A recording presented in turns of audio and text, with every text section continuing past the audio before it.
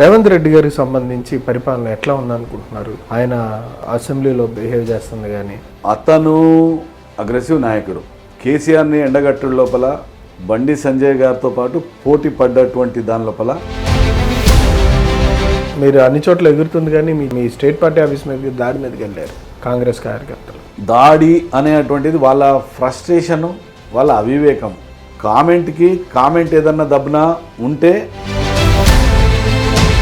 అంటే రాజకీయాల్లో విమర్శలు ఉండొచ్చు, ప్రతి విమర్శలు ఉండొచ్చు, పొలిటికల్ స్టేట్మెంట్ ఉండొచ్చు, కానీ ఇట్లాంటి దాడులు ఎక్కడికి దాడికి ప్రతి దాడి అనేటువంటిది తప్పనిసరి పరిస్థితుల్లో వానికి అదే భాష అర్థమవుతుంది అంటే చెప్పాల్సి వస్తే చెప్తే దాంట్లో రెండో ఆలోచన ఏం లేదండి. మీ ప్రాంతానికి ఉన్న ప్రధాన సమస్యలు ఏంటి? మైగ్రేషన్స్ అన్ని గ్రామాల నుండి అంతా మైగ్రేషన్స్ ఇక్కడనే వస్తున్నారు. ఎంప్లాయ్మెంట్ జనరేషన్కి మొత్తం స్కోప్ అంతా ఇక్కడనే ఉన్నది. బాగా హై డెన్సిటీ. షేర్లింగంపల్లి ఎల్బినార్ అసెంబ్లీలో ఓడిపోవడానికి విశ్లేషణ చేసుకున్నారు. సంస్థాగతంగా మేము ఎంత పటిష్టంగా ఉన్నప్పటికీ వాళ్ళు విచ్చలవిడిగా వీకర్ సెక్షన్స్ లోపల పంచినటువంటి ఆ డబ్బు. మీరు జిల్లా అధ్యక్షులుగా ఉన్నారు కదా, కార్యకర్తలకు కానీ ద్వితీయ నాయకత్వానికి కానీ లేదంటే మీరు వాళ్ళకి కల్పించే భరోసా ఏంటి? మన కుటుంబం, మన బస్తీ, మన జిల్లా, మన రాష్ట్రం, మన దేశం వరకు ఒక పాజిటివ్గా పనిచేసి, అంటే పాలిటిక్స్ ఉన్నారు, స్పోర్ట్స్ పర్సన్, అంటే అన్ని రంగాల్లో మీ హస్తం అనేది అది కూడా ప్రతిభావంతంగా నడుస్తూ ఉంది. ఏంటి కారణం ఏంటి? నేను జనరల్గా నేను పుట్టి పెరిగింది ఓల్డ్ సిటీ గోల్కొండ ఫోర్ట్. మా తండ్రి గారు టీచర్, పెరిగింది కూడా గోల్కొండ. వ్యవసాయానికి గోల్కొండకు హైదరాబాద్కి సంబంధం లేదు. కానీ పదవి కూడా నేషనల్ హార్టికల్చర్ బోర్డుకి సంబంధించి డైరెక్టర్గా పదవి కూడా నామినేటెడ్ చేయడానికి అది కూడా యాదృచ్ఛికమే. ఇప్పుడు తెలంగాణ గవర్నమెంట్ లోపల టీ న్యూస్ లోపల నేను కూర్చొని డైరెక్ట్ రైతులతో ఇంటరాక్ట్ అయ్యేటువంటిది.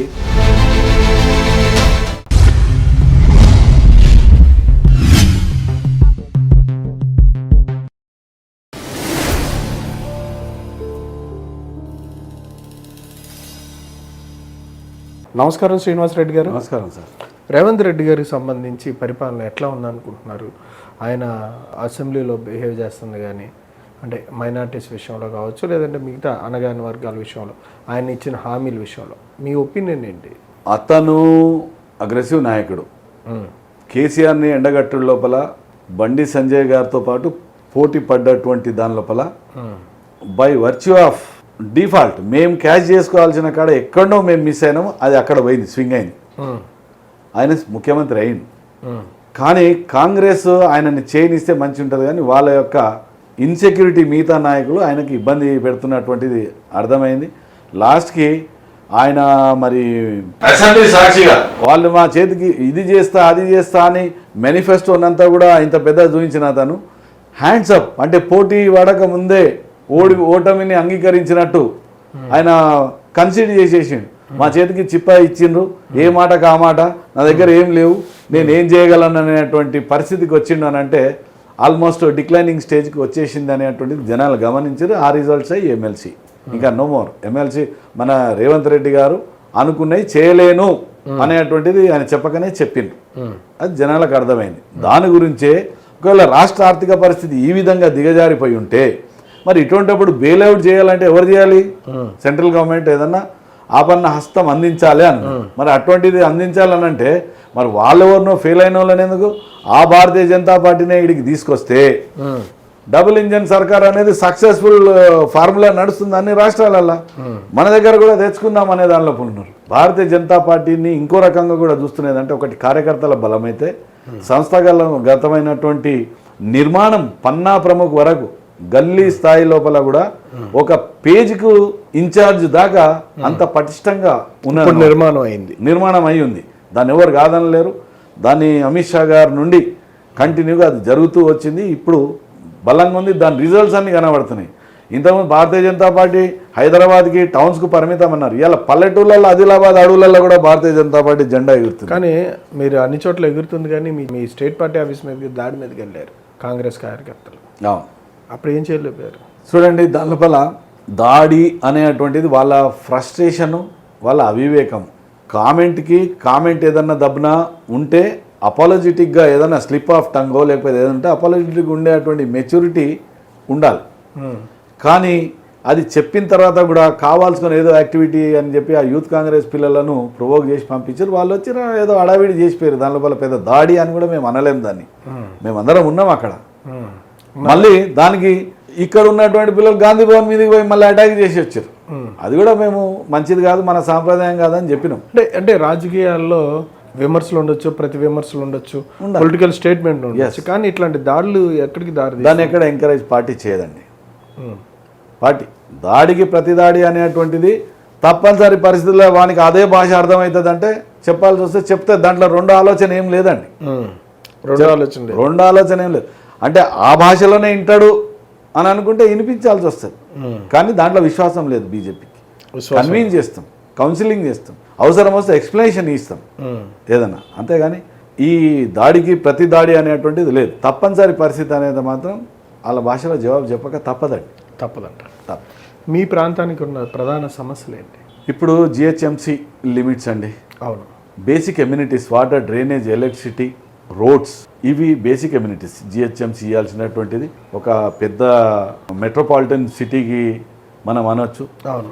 ఆ దాంట్లో మైగ్రేషన్స్ అన్ని గ్రామాల నుండి అంతా మైగ్రేషన్స్ ఇక్కడనే వస్తున్నారు. ఎంప్లాయ్మెంట్ జనరేషన్కి మొత్తం స్కోప్ అంతా ఇక్కడనే ఉన్నది. బాగా హై డెన్సిటీ ఎప్పుడు పెరుగుతూనే ఉందన్నమాట. మీరు ఎంత ఫాస్ట్గా 5 years ప్లాన్, 10 years ప్లాన్స్ చేసి ఫ్లైఓవర్స్ చేసినా, లేకపోతే కనెక్టివిటీస్, రింగ్ రోడ్స్ ఏం చేసినా అంతే ర్యాపిడ్గా జనాలు ఇక్కడికి ఈ స్పేస్ని ఆక్యుపై చేస్తారు. కాబట్టి దానికి ఎప్పటికప్పుడు అప్డేట్ కావాల్సినటువంటి అవసరం ఉన్నది. దానికి ఫండ్ చాలా అవసరం. లాస్ట్ బీఆర్ఎస్ హయాం లోపల డబ్బులు లేవు, జిహెచ్ఎంసీ ఏమైనా చేద్దామనేది డబ్బులు లేవు. ఇప్పుడు కార్పొరేటర్లు అయితే ఒక టర్మ్ అంతా చూసినామండి. ఇప్పుడు ఒక 6 నెలల నుండి కొంత ఫండ్ వచ్చి పడ్డ రోడ్లు రిపేర్ చేయడం అటువంటివి జరిగినాయి. ప్యాచ్ వర్కులు జరుగుతున్నాయి. అక్కడ డివిజన్లో అరకొర ఒక 2 కోట్లు 3 కోట్లు అని వర్కులు వస్తున్నాయి. కానీ గత 4 సంవత్సరాలు ఏం పనిలేదు, మెయింటెనెన్స్కే కష్టమైపోయింది. సో అది దివాలా తీసినటువంటి రెవెన్యూ ఇప్పుడు బీఆర్ఎస్ వాళ్ళ గిఫ్ట్ ఆ ఇచ్చినటువంటి చిప్పను వీళ్ళ చేతిలో పెట్టింది. ఏమీ లేదు. కాబట్టి జిహెచ్ఎంసీ లోపల అన్ని ఇబ్బందులే ఉన్నాయి. దాన్ని మనము ఇంకా అప్డేట్ కావాలంటే న్యాచురల్గా బడ్జెట్ లోపల దీనికి బాగా అలోకేట్ చేయాల్సినటువంటి అవసరం ఉంది. దాని గురించి కన్విక్షన్ కావాలి. ఈ ఫ్రీ బీస్ అనేటువంటిది కొద్దిగా పక్కన పెట్టి ఈ డెవలప్మెంట్ యాక్టివిటీస్ లోపల జనరేట్ చేయాలి. లాంగ్ టర్మ్ తోని, విజన్ తోని మనం ఆలోచన చేయాలనేటువంటిది ఒకవేళ గవర్నమెంట్లో ఉన్నటువంటి పొలిటికల్ విల్తో ఉన్నటువంటి నాయకులు భావిస్తే తప్ప ఈ ఓన్లీ ఎప్పటికప్పుడు ఎలక్షనీరింగ్ గురించే పథకాలు తయారు చేసి ఇస్తే మాత్రం డెవలప్మెంట్ ఈ విధంగానే. జిహెచ్ఎంసీలో బాగానే పోరాడుతున్నారు బీజేపీ వాళ్ళు. చేస్తున్నారండి. ఖచ్చితంగా బాగానే ఖచ్చితంగా. షేర్లింగంపల్లి, ఎల్బీనగర్ అసెంబ్లీలో ఓడిపోవడానికి విశ్లేషణ చేసుకున్నారా? చేసినామండి. ఒకటి, సంస్థాగతంగా మేము ఎంత పటిష్టంగా ఉన్నప్పటికీ వాళ్ళు విచ్చలవిడిగా వీకర్ సెక్షన్స్ లోపల పంచినటువంటి ఆ డబ్బు కాస్త పనిచేసింది ఇక్కడ. దానికి తోడు ఇది మేము బయటికి చెప్పలేనటువంటి కొన్ని విషయాలు ఉన్నాయి. కవితను ఎందుకు అరెస్ట్ చేయలేదని జనాలు మా మీద ఎంతమంది తిరగబడ్డారు. ఇంత చేస్తుంటే ఎందుకు తిరగరు? దాంట్లో రేవంత్ రెడ్డి గారు సక్సెస్ అయిన కొంతవరకు. మీరిద్దరు ఒకటే అనేటువంటిది అది అవాస్తవం. తర్వాత ఆమె పోయింది. అంటే చట్టం దాని పని అది చేసుకుంటూ పోతుంది. దాంట్లో మన ప్రమేయం ఏంటి అనే దాని లోపల పార్టీ ఉండింది. కానీ జనాలు కూడా ఎప్పటికప్పుడు ఎగ్జైట్మెంట్, వాళ్ళకి ఏదో కొత్తదనం కనబడాలి, దానికి క్యాచ్ చేసుకుని అటువంటి వాటితోని కొంత ఈ ఎడ్యుకేటెడ్ సర్కిల్, ఇప్పుడు ఇదంతా కూడా కాస్మోపాలిటన్ కల్చర్ ఉన్నటువంటి జిహెచ్ఎంసీ లిమిట్స్, శేషలింగంపల్లి కానీ, ఎల్బీనగర్ కానీ అన్ని రకాలుగా ఉన్నటువంటి వాళ్ళు, విద్యార్థికులు ఉన్నటువంటి ఉన్నారు. అక్కడ మీరు ఎక్కడెక్కడనో పనిష్మెంట్స్ ఇస్తూ సెంట్రల్ గవర్నమెంట్ వాళ్ళ మీద యాక్షన్ తీసుకుంటున్నది. జ్యుడిషియరీ చాలా ఫాస్ట్గా డెసిషన్స్ వచ్చినాయి. వీళ్ళ విషయంలో ఎందుకో తత్సరం జరిగింది అనేటువంటిది అబ్జర్వేషన్లో ఉండింది. కానీ రేవంత్ రెడ్డి గారు ఆ మూమెంట్లో ఆయన చెప్పినటువంటి కామెంట్స్ టైమింగ్ అయినాయి, జస్ట్ స్వింగ్ అయింది. అదర్వైజ్ పార్టీ ఈసారి డెఫినెట్గా మేము ఈ 2 కూడా గెలుస్తాం. జిహెచ్ఎంసీలో ఇప్పుడు 11 మళ్ళా గెలుస్తాం, అక్కడ కూడా 11 గెలుస్తాం ఈసారి. నేను బాధ్యత తీసుకోగానే మొట్టమొదటి మీటింగ్ అక్కడ పెట్టినాం. విశ్వేశ్వర రెడ్డి గారు చాలా యాక్టివ్గా అక్కడ తిరుగుతూ ఉన్నారు, ప్రతి దగ్గర కాన్సన్ట్రేట్ చేస్తున్నారు. అక్కడ కార్యకర్తల లోపల అదే స్పిరిట్ ఉంది. ఈసారి మనం కొడతాం, జనాల నాడి అట్టనే ఉంది. కాబట్టి మేము కొంత మాకు సమయం ఉంది ఇప్పుడు. దాని లోపల మేము దీన్ని రివ్యూ చేస్తాం, రీకన్స్ట్రక్ట్ చేస్తాం. సంస్థాగతమైనటువంటి డెఫినెట్గా జనాల యొక్క ఆలోచనని మేము రిప్రజెంట్ చేస్తాం. దాంతో డెఫినెట్గా 2 గెలుస్తామండి. గెలుస్తారు. నెక్స్ట్ ఏదైనా కానీ సర్టిఫై చేసుకున్నారు, సర్టిఫై చేసుకున్నారు. జిహెచ్ఎంసీ గెలుస్తాం. జనరల్ ఎలక్షన్స్లో కూడా మేము మా కాంట్రిబ్యూషన్ మేము ఇస్తాం. శ్రీనివాస్ రెడ్డి గారు, మీ రాజకీయ లక్ష్యం ఏంటి? చాలా క్లియర్గా ఫస్ట్ శక్తిశాలి భారత్, శ్రేష్ఠ భారత్, స్వాభిమాని భారత్, ఇక మనము సమృద్ధి భారత్, దీంతో ఈ రకమైనటువంటి స్లోగన్తో ముందుకు పోతున్నారు. మనం అవన్నీ మీరు చూసారు. శక్తిశాలి భారత్ యొక్క స్వరూపం మీరు చూస్తున్నారు. మనం అనుకున్నట్టు ప్రజల యొక్క ఆలోచనలను నిర్మోమాటంగా నిర్భయంగా మనం చేయగలుగుతున్నాం అనేటువంటిది పెట్టిన మేనిఫెస్టోలో 370 ఆర్టికల్ని అప్లోడ్ చేయగలిగినాం, తీసేయగలిగినాం. కాశ్మీర్ లోపల డెవలప్మెంట్ అంతే ఫాస్ట్గా పోవడం, జనాలంతా కనెక్ట్ కావడం, ఇలా అన్ని రాష్ట్రాలతో పాటు కాశ్మీర్ విరాజిల్లుతుంది. రామజన్మభూమి, రామాలయం అది ఏదో హిందువుల యొక్క ఆరాధన కేంద్రమే కాదు, అది భారతదేశాన్ని యొక్క గుండె లాంటి ఒక వాతావరణం చూసిండ్రు. అందరూ ఆనందపడ్డారు. ప్రపంచమే మొత్తం దాని లోపల సమ్మోహనం లోపలికి వెళ్ళిపోయింది రాముని ఆలయాన్ని. మనము ఎన్ఆర్సీ గురించి మాట్లాడుతున్నాం, కామన్ సివిల్ కోడ్ గురించి మాట్లాడుతున్నాం. ఇవన్నీ కూడా ఇవాళ నడుస్తూ ఉన్నాయి. అన్ని డ్రాఫ్ట్లు వచ్చినాయి, చర్చలలో ఉన్నాయి, ఆమోదిస్తున్నారు. చాలా పర్ఫెక్ట్గా ముందుకు పోతున్నాయి. అమెండ్మెంట్స్ తీసుకొస్తున్నారు. అవసరం ఉన్న కాడ కల్చరల్ డ్యామేజ్ మనకు జరిగింది. ఒక విలేనియస్ పర్సనాలిటీస్ పేరు మీద ఉండి మనం ఇంకా ఆ బానిస చిహ్నాలను మనం ఉంచుకోవడం అవసరం అనేటువంటిది స్వాభిమానంతో జనాలను కన్విన్స్ చేయడం జరిగి ముందుకు పోతా ఉందండి. ఆర్థికంగా కూడా ఇప్పుడు 5 ట్రిలియన్ 3 ట్రిలియన్ నుండి 5 ట్రిలియన్ అనేటువంటి బడ్జెట్ వరకు మనము పోతున్నది. వీటన్నిటిలో మీ పాత్ర ఉంటుంది. భారతీయ జనతా పార్టీ మా దగ్గర చిన్న బూత్ నాయకుని దగ్గర అంటే ఏదైనా సరే మీరంతా సంఘటితంగా పనిచేయడం ద్వారానే కదా పార్టీ అధికారంలోకి వస్తూ ఉంటాయి. ఆ లక్ష్యం మీది కూడా అంతేనండి. అంతే, పర్సనల్ గా కూడా అంతే. సంక్షేమ కార్యక్రమాలు కూడా ఎప్పటికప్పుడు జనాలకు రీచ్ కావడం, జనాల లోపల దాని రిజల్ట్ చూడడం. మన్ కీ బాత్ లో నరేంద్ర మోడీ గారు డైరెక్ట్ అన్ని రాష్ట్రాలతో మాట్లాడుతున్నప్పుడు అట్టడుగు స్థాయి మహిళలకు కానీ, వికలాంగునికి కానీ, అన్ఎంప్లాయీకి కానీ, బాలలకు కానీ, వృద్ధులకు కానీ, ఇండస్ట్రియల్ ఆంట్రప్రినర్షిప్ విషయంలో కానివ్వండి, ఏ విధమైనటువంటి రెవల్యూషన్స్ వస్తున్నాయి అన్నటువంటిది వారికి ఫీడ్బ్యాక్ వస్తూ ఉన్నది, కనెక్ట్ అవుతా ఉన్నారు. అదేవిధంగా దేశం ఇంతకుముందు వీక్ ఉండింది. డెసిషన్స్ తీసుకోవాలంటే అన్నిట్లో ముందుకెళ్తున్నారు. బోల్డ్ డెసిషన్స్ తీసుకుంటున్నారు. కారణం మనకు జనాదేశం మనకు ఆ విధంగా వచ్చింది అనేటువంటి దాని మీద అంటే సబ్కా సాత్ సబ్కా వికాస్ అది కంప్లీట్ గా ఆ లక్ష్యంతో ఆ లక్ష్యం సబ్కా సాత్ సబ్కా వికాస్ సబ్కా ప్రయాస్. ఈ రకమైనటువంటి దాని లోపల మోడీ గారే ఇన్స్పిరేషన్. వారు ఇస్తున్నటువంటి సమయం, శారీరకంగా మానసికంగా తీసుకుంటున్నటువంటి టెన్షన్, వారు తీసుకుంటున్నటువంటి చర్యలన్నింటినీ కూడా ప్రతి కార్యకర్త దాన్ని మనస్పూర్వకంగా అంగీకరించి ఆ విధంగా అందరు సమయం ఇస్తున్నారు.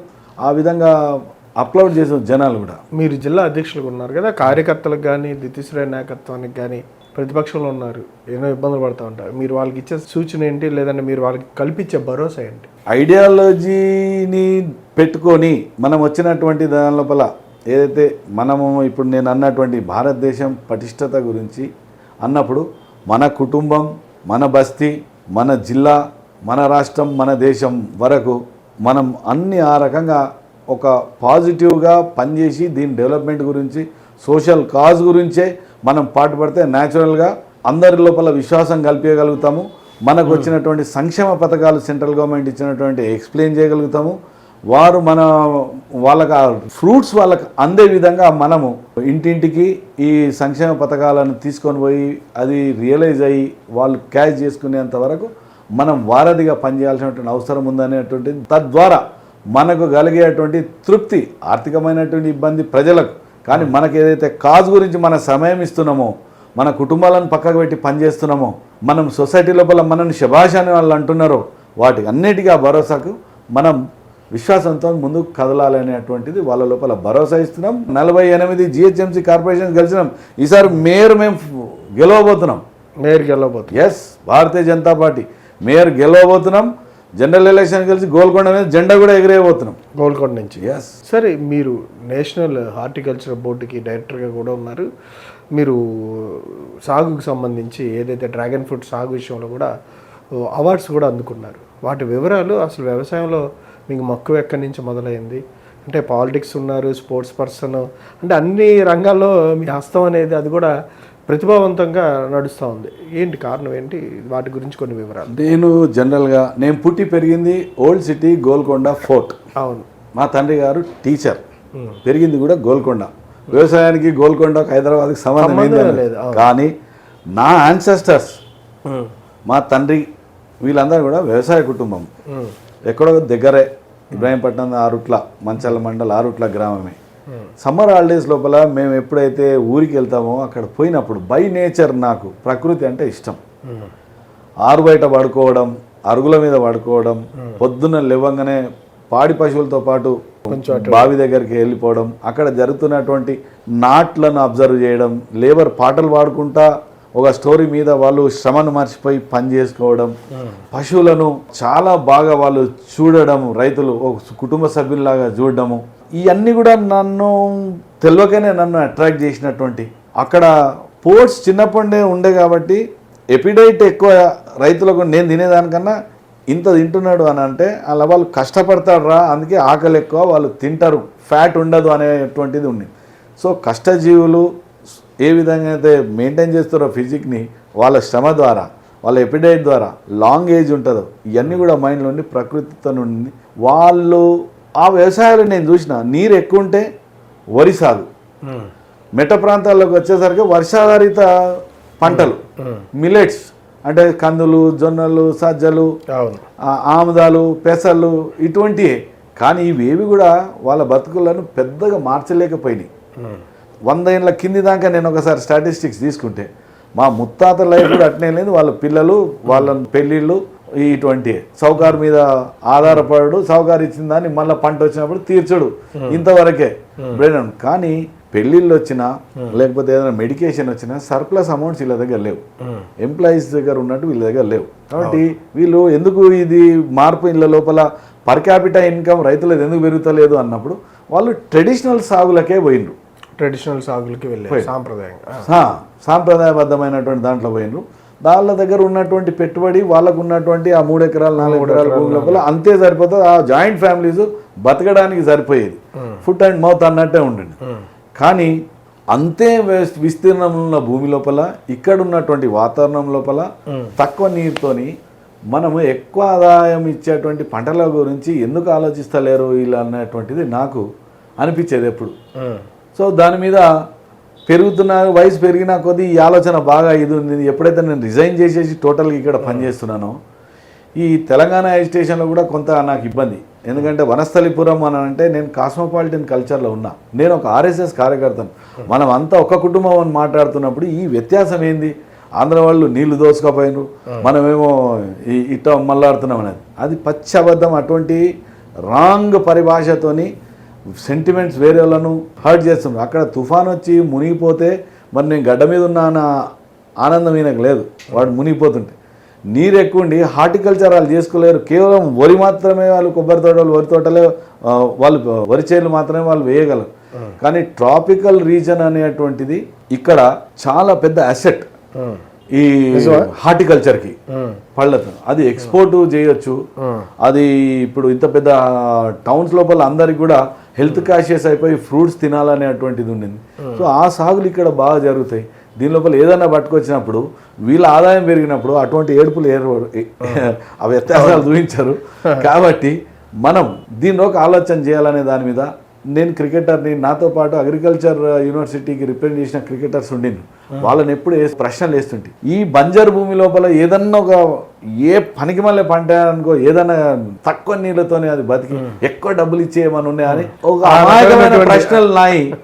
అమాయకమైన ప్రశ్నలతోని వాళ్ళు వేసారి లాస్ట్ గారే 2 పంటలు ఉన్నాయి, అది బయట ఉన్నాయి, మన దేశంలో లేవు అన్నప్పుడు, అప్పుడు అది ఏది అన్నప్పుడు డ్రాగన్ ఫ్రూట్ ఒకటి వచ్చింది. డయానా వెరైటీ, అంజీర్ డ్రై ఫ్రూట్ వెరైటీ. ఇవన్నీ కూడా డ్రై ఫ్రూట్ 400 రూపీస్ కేజీ బేగంబదాలు ఆ టైంలో 2005 ఐఎమ్ స్పీకింగ్ అబౌట్ దట్.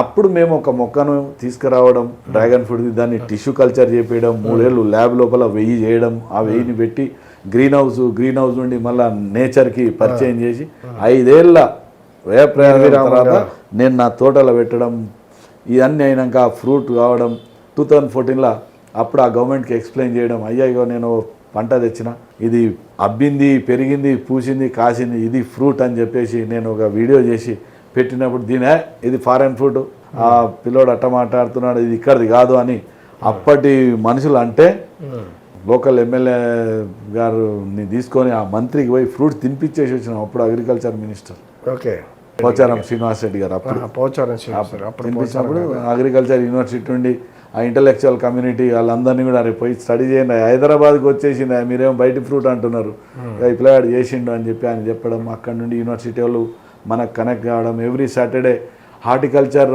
ఆఫీసర్స్కి జిల్లాల వారీగా ఇది చేసిండ్రు. దాని తర్వాత అన్ని ఛానల్స్ అప్పుడు ఇంటర్వ్యూస్ తీసుకోవడం, దాదాపు 30-40 యూట్యూబ్ లోపల నా ఇంటర్వ్యూస్ ఉంటాయి. దీన్ని ఈజీగా చేయొచ్చండి. బంజరు భూమి లోపల తక్కువ నీటితోని ఎక్కువ ఆదాయం ఇచ్చే పంట అనేది పెట్టి 1 ఎకరానికి 6 లక్షలు మినిమం 4వ సంవత్సరం నుండి వస్తాయి. 3 ఎకరాలు పెడితే 18 లక్షలు. వైట్ కాలర్ జాబ్తో సమానము. మనమే ఎంప్లాయరు, మనం ఎంప్లాయ్మెంట్ జనరేట్ చేయగలుగుతాం. ఐటీఓలతో కాంపిటెంట్గా మనం పోగలుగుతాం. ఉద్యోగం చేసుకుంటా కూడా వీకెండ్స్లో 2 రోజులు పొలానికి పోతే మనం అది చూడొచ్చు.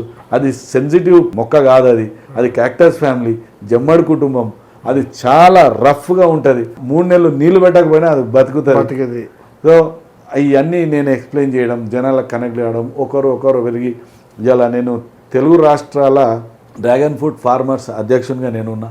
అదేవిధంగా ఆల్ ఇండియా ఫార్మర్స్ అసోసియేషన్ దాని లోపల ఇంకొక అడ్వైజర్గా ఉన్నా. ఇవన్నీ కూడా రీచ్ అయ్యి ఇలా 5,000 ఎకరాలకు తెలుగు రాష్ట్రాలకి వెళ్ళిపోయింది. దేశంలో 20,000 ఎకరాలకు రీచ్ అయింది.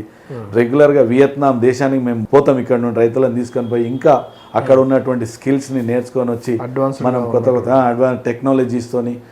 మీరు మొదలు పెట్టినప్పుడు ఎన్ని ఎకరాలు ఉండేది తెలంగాణ? నేను మిమ్మల్ని చూసి సుమారు ఎన్ని ఎకరాలు పెరిగింది? మొట్టమొదటి పెట్టిందే నేను. దాని తర్వాత కేరళలోకి వచ్చింది, తర్వాత గుజరాత్కి వచ్చింది, దాని తర్వాత తెలంగాణ లోపల, మహారాష్ట్ర లోపల ఇది అందుకుంది. ఫస్ట్ అసలు ఇండియాలో మొట్టమొదటి మనమే, మీరే. మీ హెడ్లైన్స్ మీ అన్ని న్యూస్లలో అదే ఉంటుంది.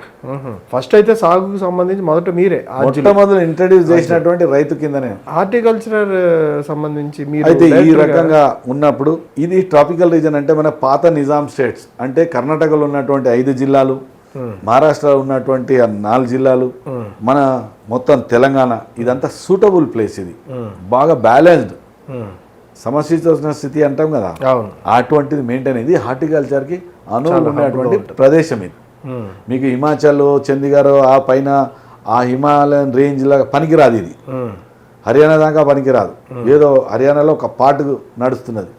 రాజస్థాన్లో ఉష్ణోగ్రత ఎక్కువ హెవీ అండ్ అది కూడా పనికిరాదు ఈ దానికి. అతి చలువ కానీ అతి వేడి కానీ 2 కూడా ఈ తోటకు పనికిరాదు. కాబట్టి ఇది మనకుంది. రాయలసీమ కూడా సూటబుల్ దీనికి. ఆ రకంగా పెరుగుతుంది. రిజల్ట్స్ ఇచ్చినాం. ఇప్పుడు ఒక్కొక్క రైతు ఇలా లక్షాధికారులు అవుతున్నారు.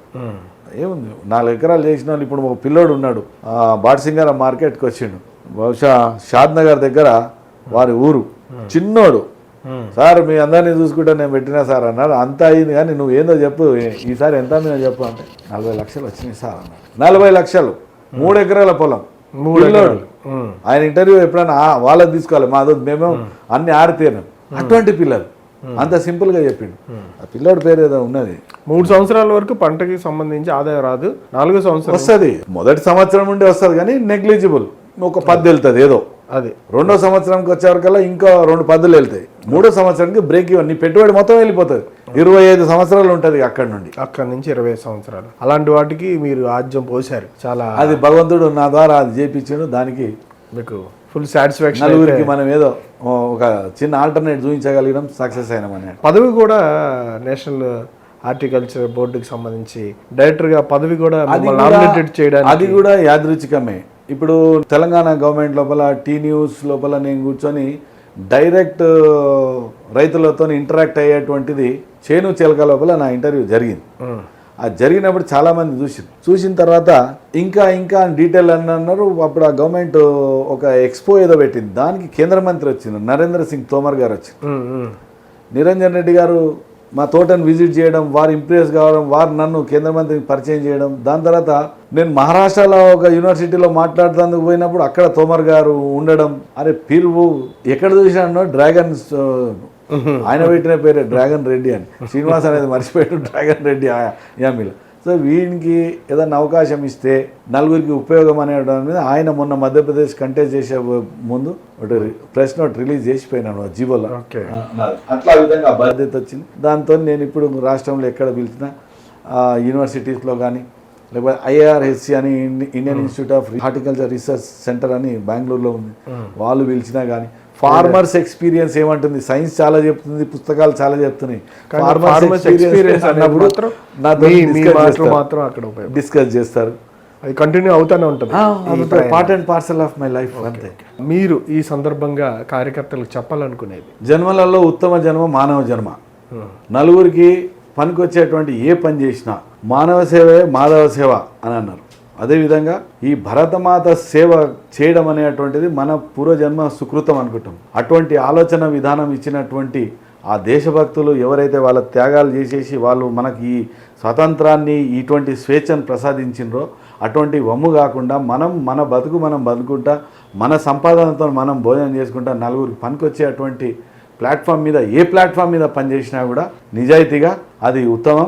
భరతమాతకు రాబో కాలంలో వచ్చేటువంటి ఛాలెంజెస్ని ఫేస్ చేయడం గురించి, ఆ దేశభక్తుల ఎవరైతే పనిచేస్తున్నారో వాళ్ళందరినీ స్ట్రెంథెన్ చేయడం గురించి అందరం సొసైటీలో వాళ్ళకు చేదోడుగా వాదోడుగా ఉండాల్సినటువంటి అవసరం ఉంది అని చెప్పి యూత్ని నేను వాళ్ళకి ఒక రిక్వెస్ట్ చేసుకుంటూ ఈ భరతమాత సేవ లోపల ఏ రకమైనటువంటి అవకాశం దొరికినా ఆ నశాన్ని ఆస్వాదించాలి అని చెప్పేసి వాళ్ళను అందరినీ వేడుకుంటూ నేను సెలవు తీసుకుంటున్నాను. భారత్ మాతాకి జై, జై Shriram. Thank you sir, thank you very much అండి. ఇదండి వనిపల్లి శ్రీనివాస్ రెడ్డి గారు ఆలోచన అభిప్రాయాలు. జిల్లాకు సంబంధించి పార్టీ స్ట్రెంగ్తన్గానే ఉందని చెప్పి లోకల్ బాడీ ఎలక్షన్స్ కావచ్చు, జిహెచ్ఎంసీ ఎలక్షన్స్ కావచ్చు, రాబోయే రోజుల్లో అసెంబ్లీలో కూడా పార్టీ ఖచ్చితంగా పాగా వేస్తుందని, ఈసారి బీజేపీ పట్ల ప్రజల్లో పూర్తి స్థాయి నమ్మకం కలిగిందని, వాళ్ళు ప్రచారం విషయంలో బీఆర్ఎస్ పార్టీ తప్పులు తడకగా ప్రజలను ఏమార్చే విషయంలో అలాగే కాంగ్రెస్ పార్టీ పూర్తిగా ఫెయిల్ అయిందని చెప్పి సందర్భంగా తెలియజేశారు ఆయన.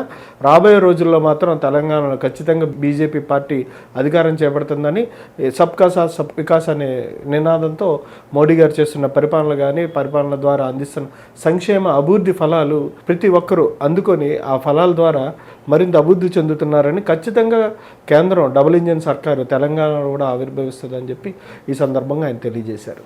Thank you sir, thank you very much.